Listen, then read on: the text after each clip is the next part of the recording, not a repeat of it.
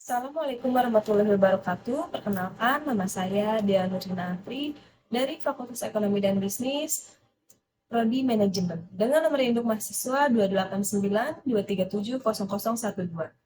Video ini saya buat untuk memenuhi tugas ujian tengah semester mata kuliah Ekonomi Manajerial dengan dosen pengampu Bapak Dr. Son Haji MM.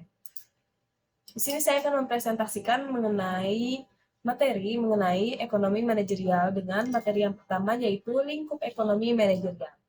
Ekonomi manajerial adalah cabang ekonomi yang berkaitan dengan pengambilan keputusan ekonomi dalam organisasi. Tujuan ekonomi manajerial. Tujuan utama ekonomi manajerial adalah meningkatkan efisiensi organisasi, mengoptimalkan penggunaan sumber daya, meningkatkan profitabilitas perusahaan. Lingkup ekonomi manajerial. Yang pertama, analisis biaya manfaat, pengambilan keputusan modal, analisis marginal, pengambilan keputusan harga, analisis elastisitas, dan analisis penawaran dan permintaan. Analisis biaya manfaat. Menganalisis biaya dan manfaat dalam pengambilan keputusan. Pengambilan dalam menentukan apakah suatu proyek layak dilaksanakan. Pengambilan keputusan dan modal, yaitu mengevaluasi proyek-proyek investasi untuk menentukan alokasi dana untuk proyek-proyek baru. Analisis marginal, yaitu membandingkan biaya tambahan dengan manfaat tambahan dan memaksimalkan profitabilitas dengan pengambilan keputusan tambahan. Pengambilan keputusan harga, menentukan harga produk atau jasa berdasarkan analisis biaya, permintaan, dan strategi pemasaran. Analisis elastisitas, mengukur sejauh mana perubahan dalam harga mempengaruhi permintaan dan penting dalam penetapan harga untuk strategi penjualan. Analisis permintaan dan penawaran, menganalisis hubungan antara permintaan dan penawaran dalam pasar, penting dalam merencanakan produksi dan stok. Kesimpulannya, ekonomi manajerial berperan penting dalam pengambilan keputusan di dalam organisasi, mempertimbangkan berbagai aspek ekonomi untuk mencapai tujuan organisasi. Materi berikutnya yaitu teori permintaan dan penawaran serta keseimbangan pasar. Teori permintaan adalah sejauh mana konsumen bersedia dan mampu membeli suatu produk pada berbagai tingkat harga. Permintaan dipengaruhi oleh faktor-faktor seperti harga, preferensi konsumen, pendapatan, dan barang pengganti. Hukum permintaan. Hukum permintaan yaitu menyatakan bahwa dengan asumsi faktor lain tetap, ketika harga suatu produk turun, kuantitas yang diminta akan naik, dan sebaliknya. Ini direpresentasikan dalam kurva permintaan yang menunjukkan hubungan terbalik antara harga dan kuantitas yang diminta. Teori penawaran. Penawaran adalah sejauh mana produsen bersedia dan mampu menyediakan suatu produk pada berbagai tingkat harga. Penawaran dipengaruhi oleh faktor-faktor seperti harga bahan baku, teknologi, biaya produksi, dan tujuan keuntungan. Hukum penawaran. Hukum penawaran menyatakan bahwa dengan asumsi faktor lain tetap, ketika harga suatu produk naik, kuantitas yang ditawarkan akan naik, dan sebaliknya. Ini direpresentasikan dalam kurva penawaran yang menunjukkan hubungan positif antara harga dan kuantitas yang ditawarkan. Keseimbangan pasar. Keseimbangan pasar terjadi ketika kuantitas yang diminta sama dengan kuantitas yang ditawarkan pada tingkat harga tertentu. Pada titik ini, tidak ada tekanan untuk perubahan harga karena pasar berada dalam keseimbangan. Perubahan harga. Jika harga di atas keseimbangan, akan ada kelebihan penawaran dan harga akan cenderung turun. Jika harga di bawah keseimbangan, akan ada kekurangan penawaran dan harga akan cenderung naik. Faktor-faktor eksternal. Selain harga, faktor eksternal seperti perubahan dalam selera konsumsi, perubahan teknologi, dan regulasi pemerintah juga dapat mempengaruhi keseimbangan pasar. Kesimpulannya, teori permintaan dan penawaran adalah konsep dasar dalam ekonomi yang menjelaskan bagaimana harga dan kuantitas di pasar ditentukan. Keseimbangan pasar terjadi ketika kuantitas yang diminta sama dengan kuantitas yang ditawarkan pada tingkat harga tertentu. Materi berikutnya yaitu konsep dasar elastisitas. Apa itu elastisitas? Elastisitas adalah ukuran respon relatif dari permintaan atau penawaran terhadap perubahan harga atau pendapatan. Ini membantu kita memahami sejauh mana suatu produk atau layanan sensitif terhadap perubahan ini. Jenis elastisitas yang pertama, elastisitas harga atau price elasticity of demand, mengukur respon permintaan terhadap perubahan harga. Yang kedua, elastisitas pendapatan atau income elasticity of demand, yaitu mengukur respon permintaan terhadap perubahan pendapatan konsumen. Yang ketiga, elastisitas silang atau cross price elasticity of demand, yaitu mengukur respon permintaan satu produk terhadap perubahan harga produk lain.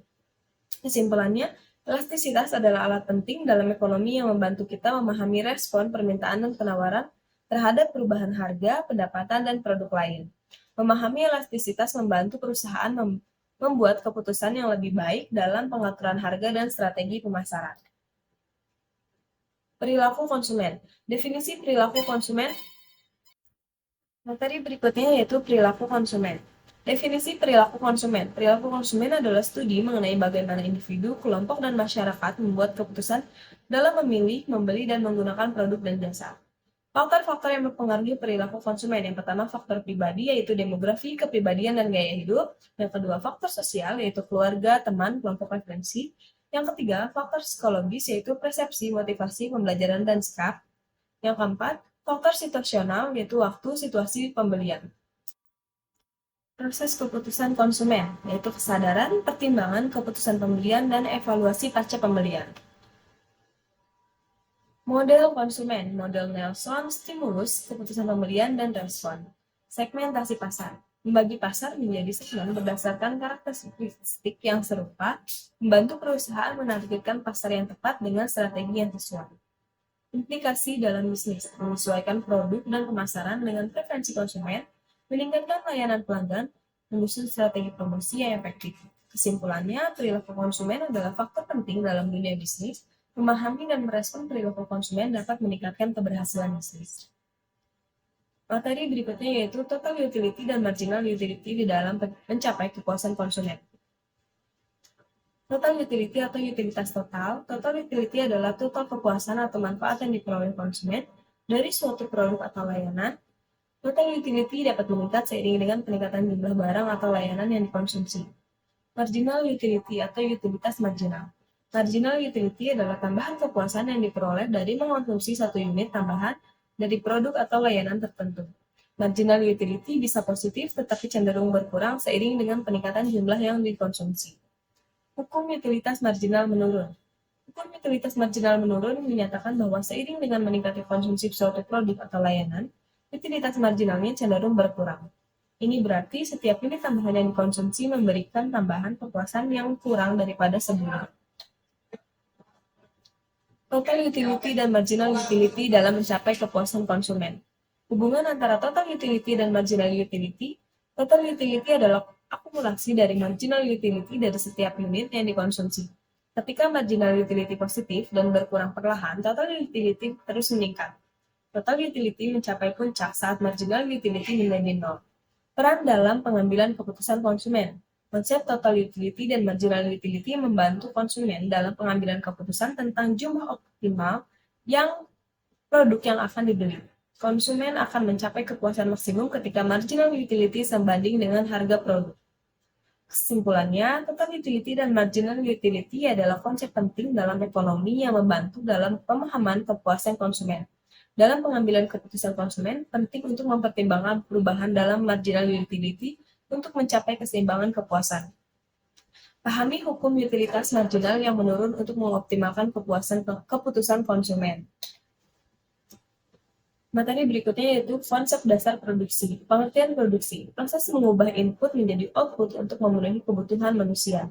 Produksi adalah inti dari aktivitas ekonomi. Faktor-faktor produksi, ada 3 faktor produksi utama. Yang pertama tenaga kerja, yaitu upaya manusia dalam produksi. Yang kedua modal, yaitu fasilitas, mesin, dan peralatan yang digunakan dalam produksi. Yang ketiga bahan baku, yaitu bahan mentah yang diubah menjadi produk akhir. Tujuan produksi. Produksi bertujuan untuk memenuhi kebutuhan dan keinginan konsumen. Produksi juga menciptakan nilai tambah. Proses produksi.